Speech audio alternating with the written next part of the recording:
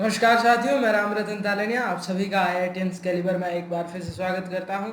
आज हम पढ़ने वाले हैं नाइन्थ क्लास की बायोलॉजी यानी कि नाइन्थ क्लास का फिफ्थ चैप्टर, जिसका नाम है cell the fundamental unit of life. देखो, सेल की बात, हमारे जो बॉडी की बात करते हैं, बॉडी में होते क्या है। जैसे बॉडी है, उसके अंदर ऑर्गन सिस्टम होते हैं बड़े बड़े, जैसे कि ऑर्गन सिस्टम होते हैं। ऑर्गन सिस्टम होते हैं, वो किससे मिलकर बने होते हैं? उस ऑर्गन से मिलकर बने होते हैं। अगर ऑर्गन्स की बात करें तो ऑर्गन किससे मिलकर बने होते हैं? इसमें अगर हम जाएंगे टिश्यू, फिर अगर लास्ट में जो सारी चीजें जिससे बनी हुई है, वो छोटी से छोटी यूनिट, द स्मॉलेस्ट यूनिट, उसका नाम है सेल। उसका नाम है सेल। यानी कि cell is often referred as structural and functional unit of living organism. यानी कि भैया, इस बॉडी की जो सबसे छोटी से छोटी यूनिट है, जो आगे से आगे बनाती गई, उसने उसने एक सेल का ग्रुप बन गया। जैसे ये सेल थी, सेल ने ग्रुप बना लिया, उसको मैं टिश्यू बोलूंगा। टिश्यू आगे शेप बनाते बनाते ऑर्गन्स बनाए, ऑर्गन्स ने आगे ऑर्गन सिस्टम बनाए, और उसके बाद सारे ऑर्गन सिस्टम मिलकर कंप्लीट बॉडी कंप्लीट की। तो सेल क्या है?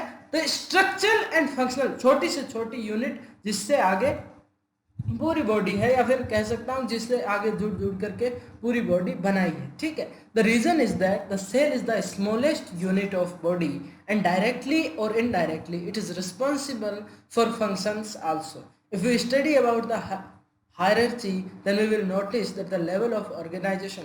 अगर हम कंप्लीट डायग्राम की बात करें, जो कि मैं आपको समझा चुका हूँ, बॉडी का सेल टिश्यू बनाती है, टिश्यू ऑर्गन बनाते हैं, ऑर्गन सिस्टम बनाते हैं, और उससे बॉडी का निर्माण होता है। अब बात करते हैं इस सेल की खोज किसने की। एक बार क्या है, रॉबर्ट हुक थे, 1665 की। रॉबर्ट हुक ने क्या लिया, एक डेड ट्री का बार्क ऑफ ट्री लिया। एक्चुअली डेड पार्ट था ये, छाल होती है ना, आपने पेड़ के बाहर देखा होगा छाल, जो कि बहुत हार्ड होती है। तो वो एक्चुअली डेड सेल्स, उसका ही एक पार्ट लिया था रॉबर्ट हुक ने। उसको माइक्रोस्कोप से देखा था। उस टाइम माइक्रोस्कोप नया नया खोजा गया था। माइक्रोस्कोप क्या होता है? एक इंस्ट्रूमेंट है that enables us to see those things that can be otherwise seen with the help of naked eye. यानी कि सीधी आंखों से जिस चीज़ों को हम नहीं देख सकते, हम उनको माइक्रोस्कोप की मदद से देख सकते हैं। माइक्रोस्कोप क्या है, कैसे यूज़ करते हैं? एक्चुअली हम यहाँ एक किसी सैंपल को रख देते हैं और यहाँ से देखते हैं ऊपर से कि वो उस चीज़ को बड़ी दिखाता है, ताकि हमें अपनी आंखों से दिखाई दे। क्योंकि सेल बहुत छोटी है, वो हम अपनी आंखों से नहीं देख सकते, इसलिए ये माइक्रोस्कोप यूज में लिया गया, और ये तब तक खोजा जा चुका था। तो रॉबर्ट हुक ने इसकी मदद से एक कॉर्क, स्लाइस ऑफ कॉर्क को देखा। ठीक है, एक स्लाइस ऑफ कॉर्क को देखा, तो उसने क्या देखा, ऐसे छोटे छोटे ऐसे डब्बे थे, ऐसे ऐसे। तो उसने इसको अपार्टमेंट बोला। ठीक है, बाद में इसका नाम पढ़ करके सेल पड़ गया। कुछ इस तरह का जो डायग्राम, कुछ इस तरह का रॉबर्ट हुक को दिखाई दिया, ये इस तरह के डब्बे, जिसने बाद में उसको अपार्टमेंट बोला। तो when he saw the internal structure of cork with the help of microscope, it looked like compartment. So earlier these cells were named as compartment, but later on it was replaced by term cell। पहले इनको compartment बोला जाता, लेकिन आगे आगे देखते देखते इसका नाम सेल से रिप्लेस कर दिया। ठीक है, फिर बात करते हैं इसी सेल के बारे में। अब ये सेल क्या है? सेल एक यूनिट है, उसके अंदर भी कई चीजें हैं। कुछ इस तरह से दिखती है सेल। ठीक है, सेल कुछ इस तरह से दिखती। अब कैसे क्या है, बात करते हैं सारी। It was concluded that all the cells have three basic. किसी भी सेल के अंदर, चाहे वो सेल आदमी की हो, चाहे वो सेल पेड़ पौधों की हो, किसी भी सेल में तीन बेसिक कैरेक्टरिस्टिक है। क्या है? They contain plasma membrane made up of lipid and protein. Plasma membrane यानी कि जो ये इनकी बाहर की मेम्ब्रेन है, ये प्लाज्मा की बनी हुई है। दे कंटेन, दे, इसको प्लाज्मा मेम्ब्रेन बोलते हैं। क्या जिस बनी हुई किससे है? लिपिड एंड प्रोटीन से, और इसको नाम क्या दिया गया है? Plasma membrane. ये बड़ी खास मेम्ब्रेन होती है, इसकी कई प्रॉपर्टीज होती है जिसके बारे में हम पढ़ेंगे। अभी आपके लिए इतना है कि नाम इसका है प्लाज्मा मेम्ब्रेन, जो बाहर कवर है और बनी किससे, लिपिड एंड प्रोटीन से। दे कंटेन्स जीन्स। अब कोई भी सेल होगी वो जीन कंटेन करती है। जीन क्या है, जैसे कि फॉर एग्जांपल मैं आपको बता देता हूँ कि एक फादर है, उसके बेटे में उस फादर के जो गुण हैं वो कैसे आएंगे। तो उस फादर से, उस मदर से, यानी कि पेरेंट्स से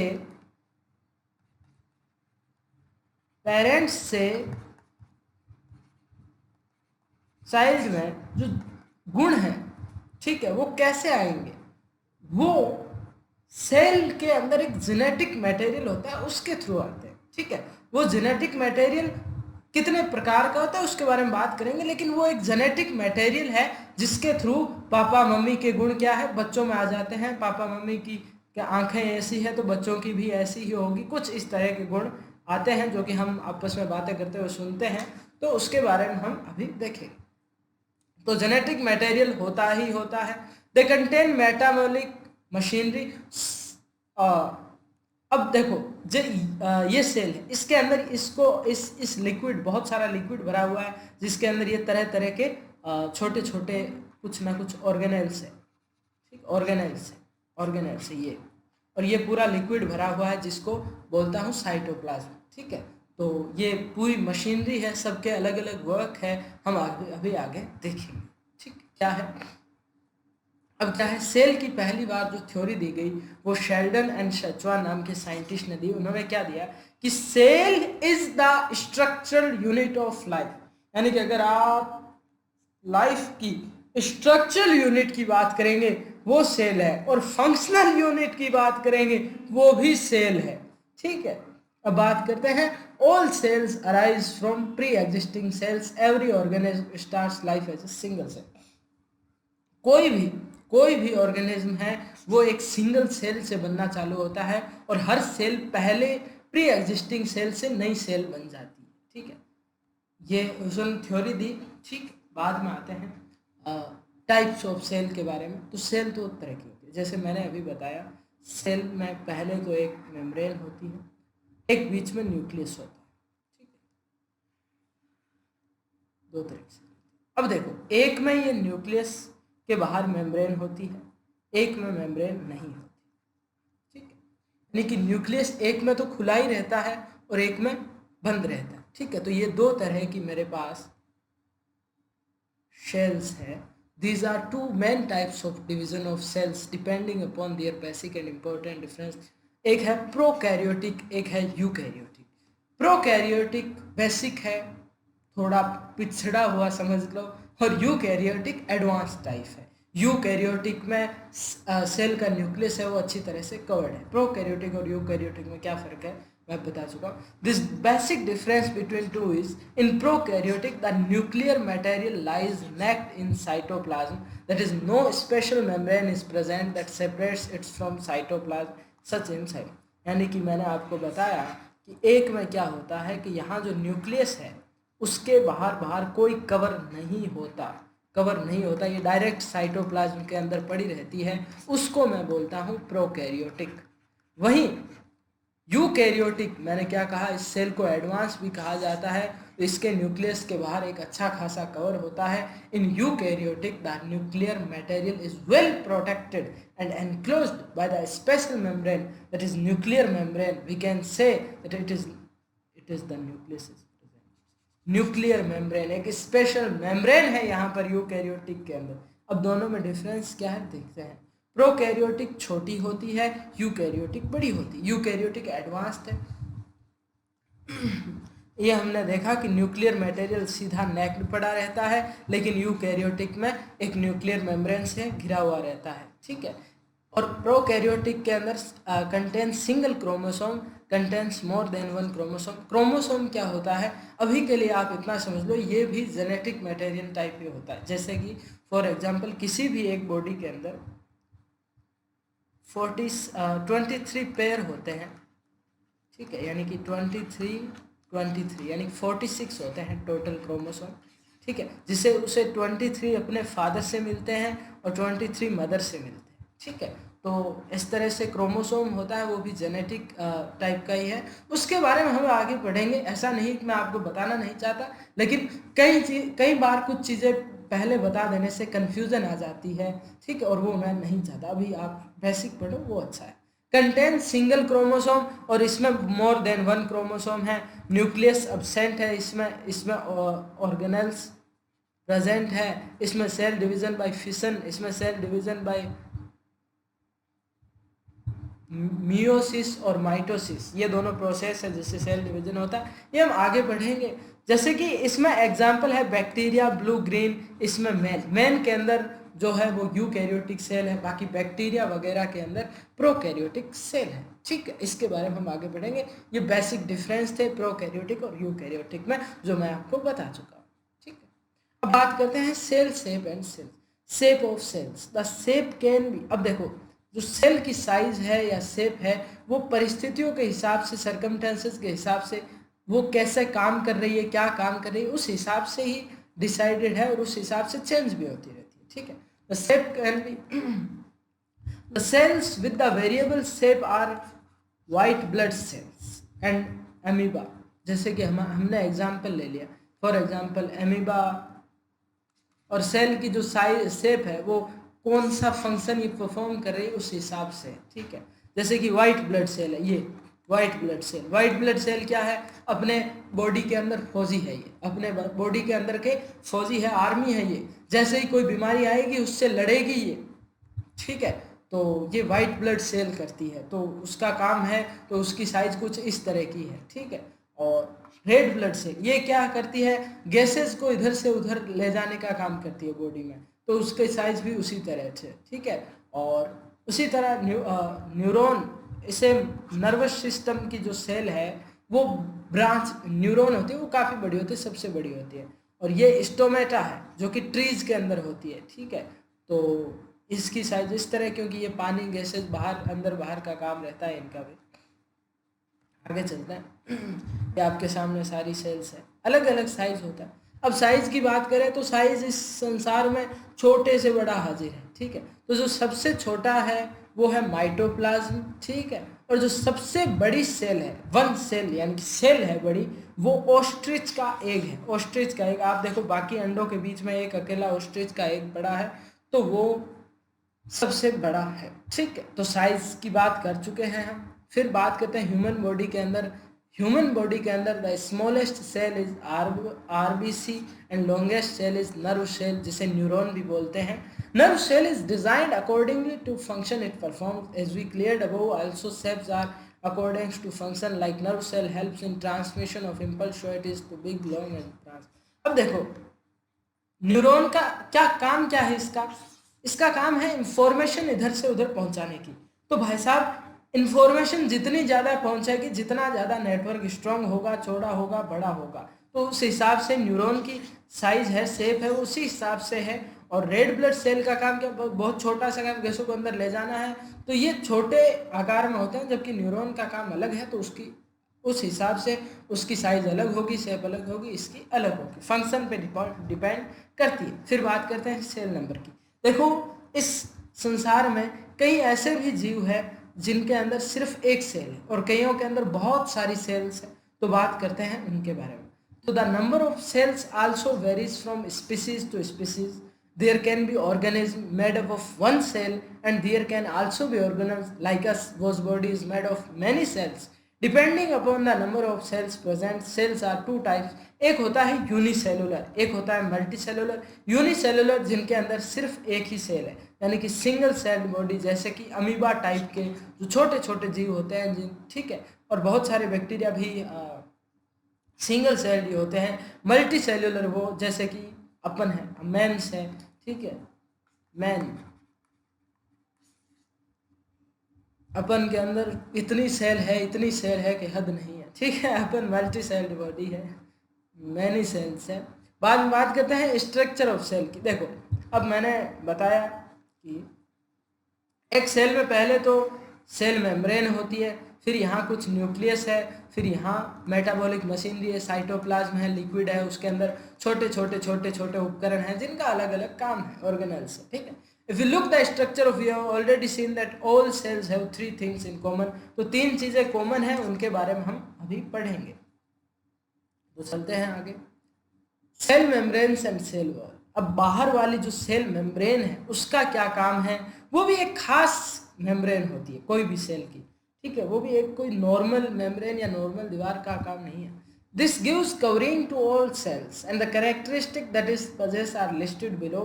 It is present in both plant and animal cell, दोनों के अंदर ये मेम्ब्रेन होती है। It is an outer covering of cell की outer covering है। It is living thin and delicate membrane. It is semi permeable, यानी कि कुछ चीज़ों, जैसे कि ये अगर सेल की सिक्योरिटी है पूरी, ऐसा समझ लो, तो कुछ चीज़ों को ही अंदर जाने देगी, ऐसे नहीं कि सारी चीज़ें अंदर घुस गई, ठीक है। तो कुछ सेलेक्टिव पार्टिकल्स ही इसके अंदर जा सकते हैं, ठीक है, ताकि हर कोई मुंह उठा के सेल के अंदर घुसने को ना चलाए, ठीक है, और ये घुसने नहीं देगी, तो ये कुछ सेलेक्टिव पार्टिकल को ही गुजरने देगी। It is made up of lipid and protein से बनी हुई होती है। It allows only selected substance to move through it. ये बहुत अच्छी बात है इसकी, ठीक है, क्योंकि ये हर किसी को तो अंदर घुसाने वाले। अब देखो, कोई भी चीज़ दो तरीके से फैल सकती है या दो तरीके से सब्सटेंस मूवमेंट कर सकते हैं। एक तो डिफ्यूज़न है। डिफ्यूज़न में आपको फर्स्ट चैप्टर में पढ़ा चुका हूँ, फिर बताऊंगा कि हमने उस टाइम क्या किया था। एक एक्टिविटी की थी, एक कमरे में एक कोने में अगरबत्ती जलाई थी, थोड़ी देर बाद हमने महसूस किया कि जो उसकी फ्रेग्रेंस थी वो पूरे रूम में फैल चुकी।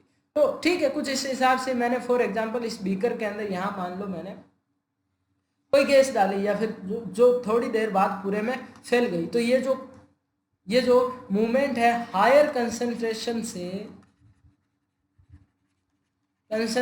से लोअर कंसंट्रेशन की तरफ जाने का, हायर कंसंट्रेशन से लोअर कंसंट्रेशन की तरफ जाने का जो ये मूवमेंट है, इसको मैं डिफ्यूज़न बोलता हूँ। जैसे कि मैंने यहाँ डाला तो यहाँ हाई था, हाई से यहाँ लो की तरफ जाना चालू हुआ, इस तरह ये पूरे में फैल गया, ठीक है। उसी तरह एक और प्रोसेस होती है ओस्मोसिस। देखो, कोई भी सॉल्यूशन के अंदर एक सोल्यूट होता है, एक सॉल्वेंट मॉलिक्यूल होता है, ठीक है। डिफ्यूजन के अंदर क्या है, मैंने फॉर एग्जांपल कोई सोल्यूट मॉलिक्यूल्स डाले जो पूरे सॉल्यूशन में फैल गए। डिफ्यूजन आप अच्छी तरह समझ चुके हो। ऑस्मोसिस में क्या है कि मैंने क्या लगा दी बीच में, एक अभी हमने देखा था सेमी परमेएबल मेम्ब्रेन लगा दी बीच में, ठीक है, और एक तरफ सॉल्यूशन है और दूसरी तरफ भी सॉल्यूशन है, लेकिन दोनों में अलग अलग। एक में सॉल्वेंट बहुत ज्यादा है, या फिर कह सकता हूं कि बहुत कम मात्रा में सॉल्यूट है, डाइल्यूट है, ठीक है, डाइल्यूट बोल सकता हूं। डाइल्यूट क्या होता है, हो सकता है आपको समझ में ना आए, ऐसा समझ लो कि सॉल्यूट बहुत कम है सॉल्वेंट से, और यहाँ सॉल्यूट बहुत अच्छा ज्यादा खासा है, ठीक है, सॉल्वेंट की लगभग बराबर समझ लो या, ठीक है। अब क्या होता है, थोड़ी देर बाद जब देखोगे तो सॉल्वेंट जो ज़्यादा से कम की तरफ जाना चालू हो जाता है और सारा का सारा इधर आ जाता है, इधर इतना जितना हो सके उतना ही रहता है। तो इस प्रोसेस को ऑस्मोसिस कहते हैं। अब ऑस्मोसिस के बारे में और तो हम चैप्टर के एंड में पढ़ेंगे, इसी चैप्टर के। अभी आप इतना समझ लो कि ये सॉल्वेंट के मॉलिक्यूल क्या करते हैं, सेमी परमेएबल मेम्ब्रेन के थ्रू जाते हैं, किधर से, लो सॉल्यूट कंसंट्रेशन से हाई सॉल्यूट कंसंट्रेशन से, ठीक है, क्योंकि लो सॉल्यूट कंसंट्रेशन में सॉल्वेंट ज़्यादा होता है और सॉल्वेंट अपनी ज़्यादा से कम की तरफ ही प्रस्थान करता है। फंक्शंस ऑफ अब जो हमने बात कर रहे थे हम प्लाज्मा मेम्ब्रेन की, सेल की जो बाहर की मेम्ब्रेन है, उसके काम क्या है। Its provide support to cell, its allow exchange of material, it provide shape of cell. पहली बात तो ये सारा बाहर का काम यही करेगी, ठीक है, ये बाहर से शक्ल सूरत यही देखेगी सेल का, ठीक है, ये बाहर से कौन अंदर घुसेगा वो भी यही चेक करेगी, इसकी शेप कैसी रखनी है वो भी यही देखेगी, ठीक है। अब बात करते हैं प्लांट्स मटेरियल के अंदर एक खास बात होती है, उनके अंदर क्या होती है, जैसे कि उनके अंदर अगर ये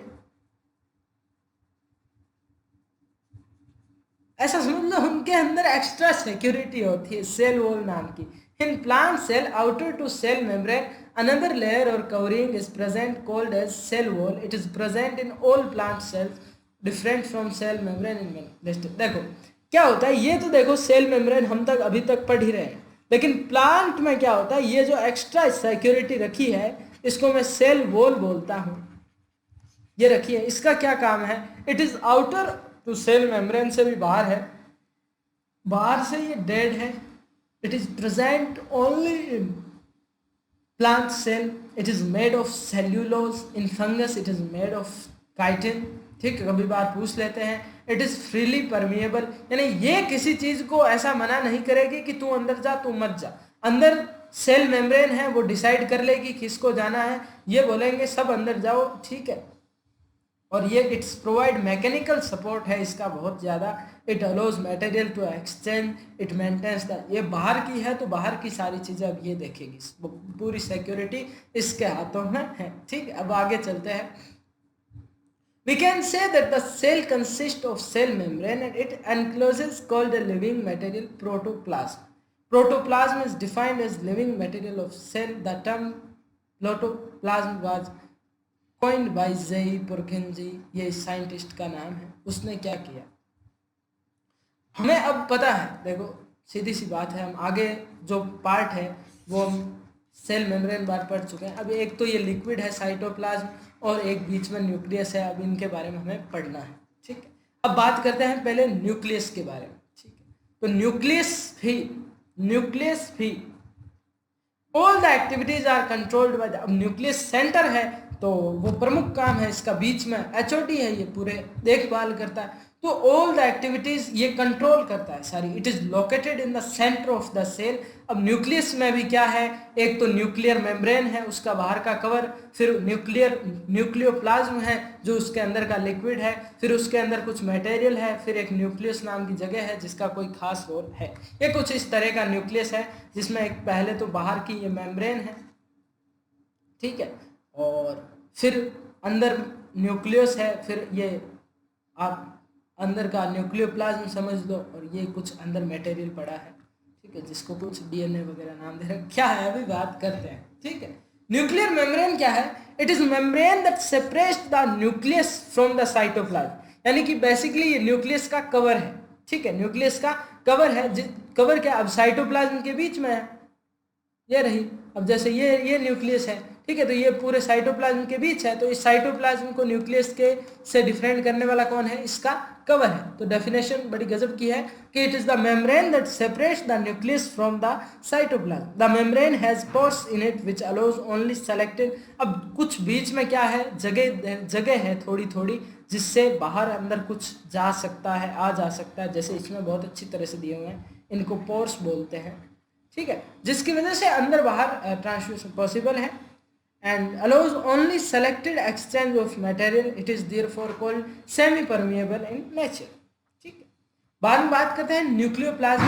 तो it is the liquid in the nucleus that is cytoplasm of nucleus. अब सेल में जिस तरह से लिक्विड फैला हुआ था, ठीक है, उसी हिसाब से अब न्यूक्लियस के अंदर भी लिक्विड फैला हुआ है, जो मैं कह सकता हूँ साइटोप्लाज्म ऑफ न्यूक्लियस है। It is similar to cytoplasm outer to nucleus except that is lack organ. अब जो साइटोप्लाज्म था वो भैया पूरे सेल का था, तो उसमें बहुत सारे ऑर्गेनेल्स थे, लेकिन न्यूक्लियस है, न्यूक्लियोप्लाज्म है, तो उसके अंदर सेम ही है, लिक्विड फैला हुआ, लेकिन उसके अंदर ऑर्गेनेल्स बहुत कम है साइटोप्लाज्म की कंपैरिजन में। किसमें, न्यूक्लियोप्लाज्म में। अब बात करते हैं न्यूक्लियस, जो एक खास जगह है इसके अंदर, न्यूक्लियोप्लाज्म के अंदर, उस खास जगह का काम क्या है, it is a small Oval body rich in proteins and RNA and DNA. Full form है इनकी ribose nucleic acid and deoxyribose nucleic acid. ये दोनों ही न्यूक्लिक एसिड होते हैं, जेनेटिक मटेरियल से रिलेटेड इनका काम होता है।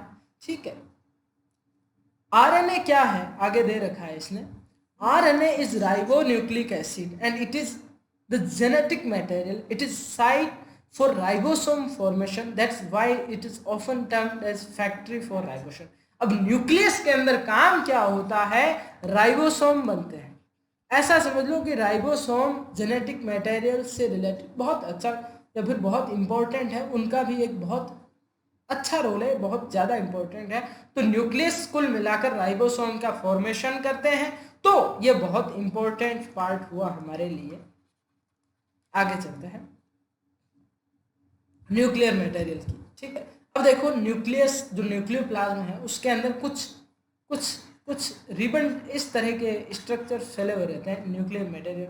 It contains thread like structures which further condense at the time of cell division to ribbon like structure called chromosome. ये जो स्ट्रक्चर्स है ये जब सेल डिवीजन होता है तो क्रोमोसोम में कन्वर्ट हो जाते हैं, ठीक है। अब ये क्रोमोसोम किससे बने हुए होते हैं, डीएनए एंड प्रोटीन से, ठीक है। ये जेनेटिक मटेरियल है। अब जो डीएनए है, डीएनए क्या है, there are segment of DNA that are responsible for characters in a body और transfer of characters from parents to offspring and are called jeans.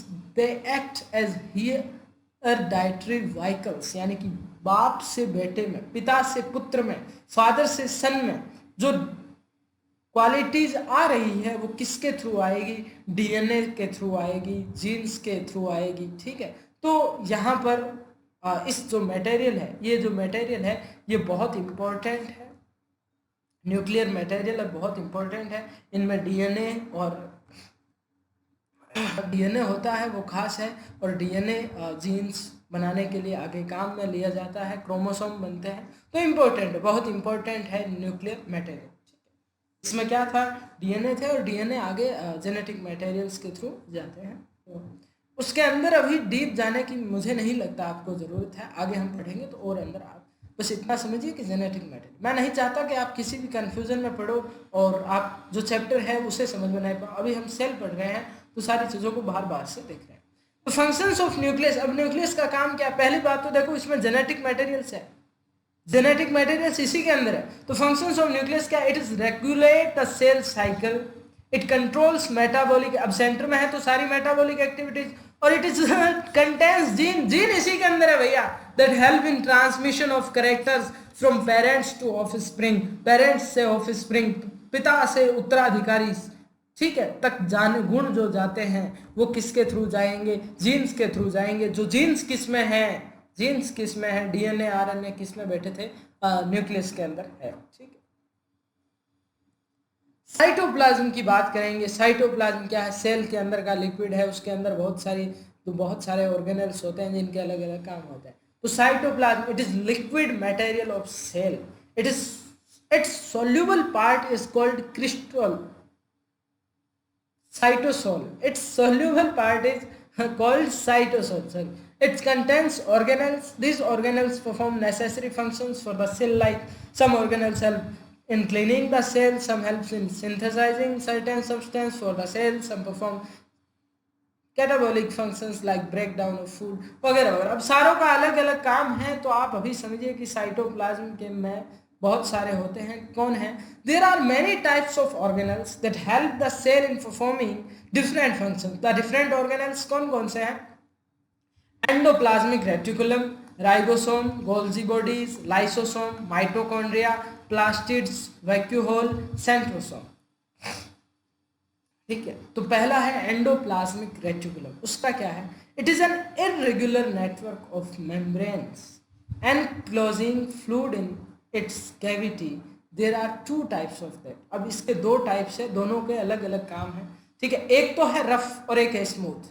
देखो, एक है रफ एंडोप्लाज्मिक रेटिकुलम, एक है स्मूथ एंडोप्लाज्मिक रेटिकुलम।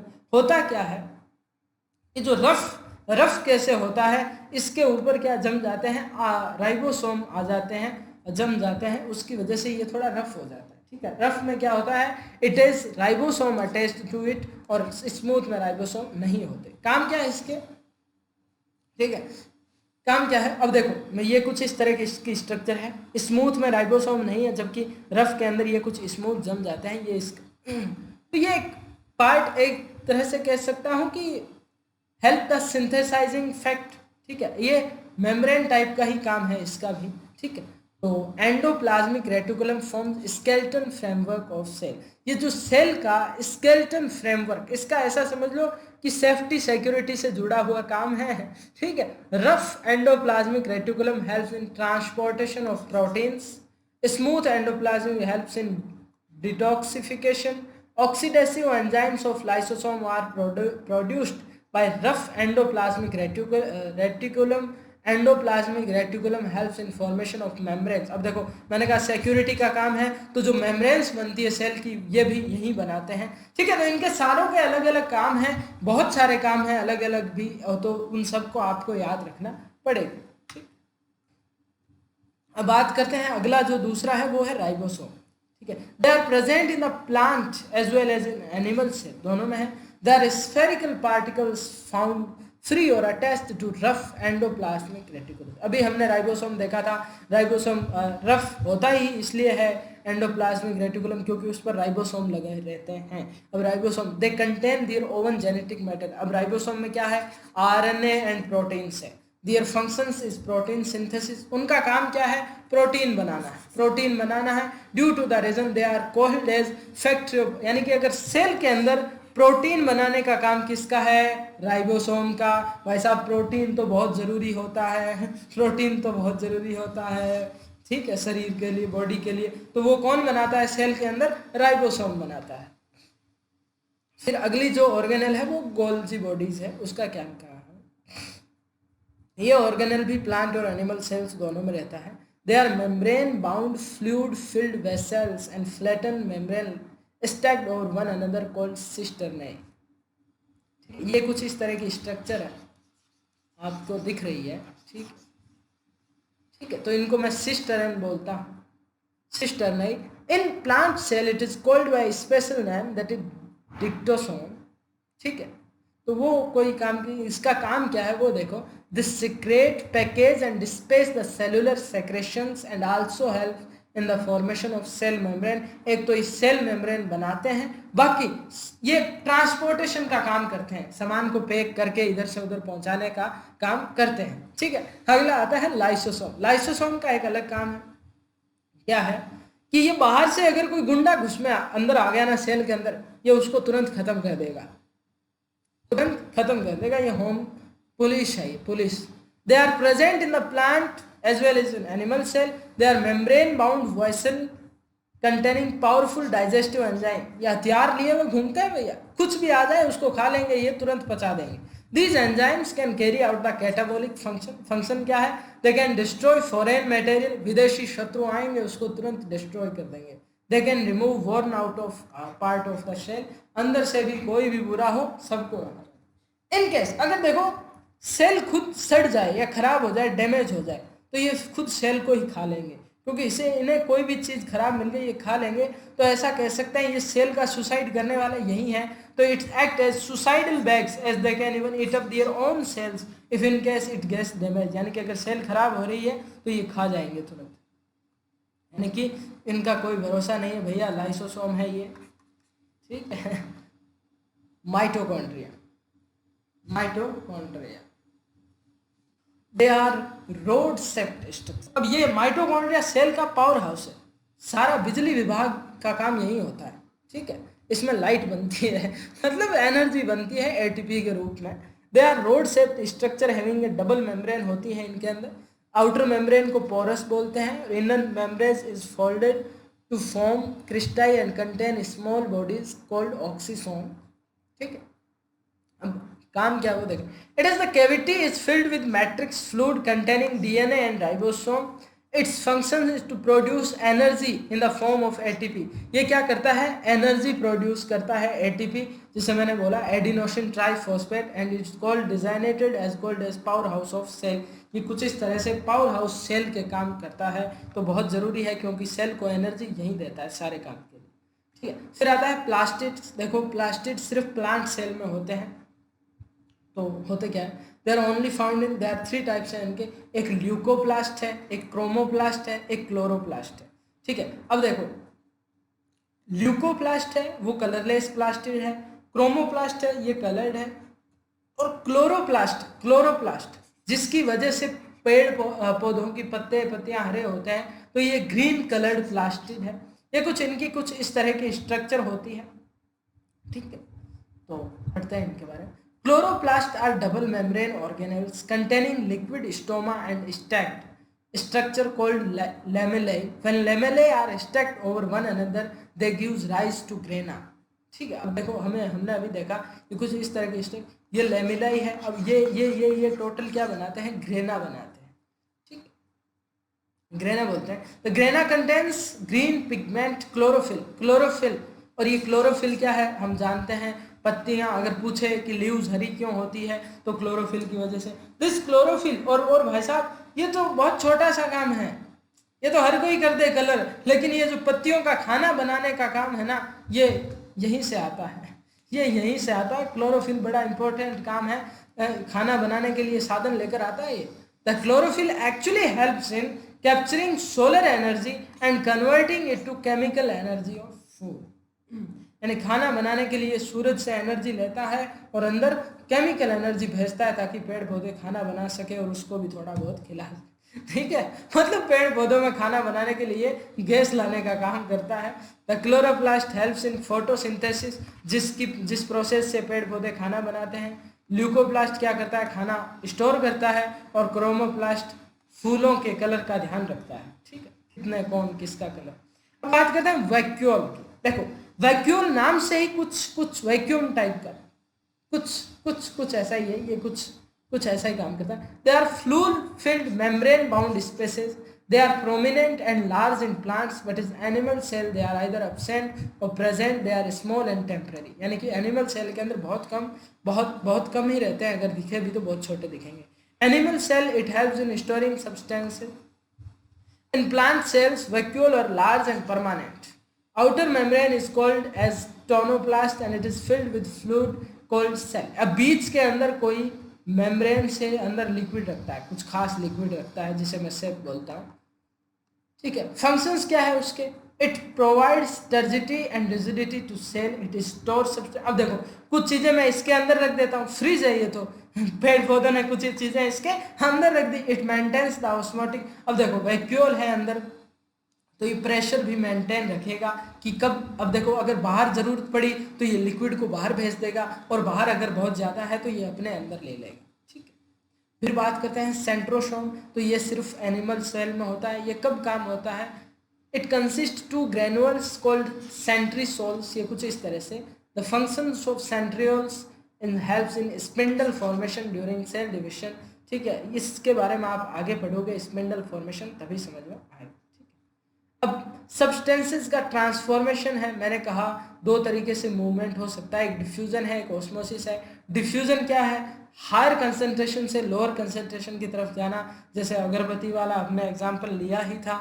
अब बात करते हैं ऑस्मोसिस की। ऑस्मोसिस मैंने दो सॉल्यूशन लिए, एक बीच में सेलेक्टिवली परमेबल मेम्ब्रेन ले ली, एक तरफ मैंने सॉल्वेंट ले लिया, यानी एक तरफ वाटर ले लिया और एक तरफ वाटर और शुगर का सॉल्यूशन ले लिया। यानी कि यहाँ तो सॉल्वेंट की हायर कंसंट्रेशन है, सॉल्वेंट हाई है, और यहाँ सॉल्वेंट लो है, तो सॉल्वेंट हायर से लो की तरफ आ जाएगा। यानी कि ये फाइनल में कुछ इस तरह का हो जाएगा, ठीक है, ये कुछ इस तरह का हो जाएगा, यानी कि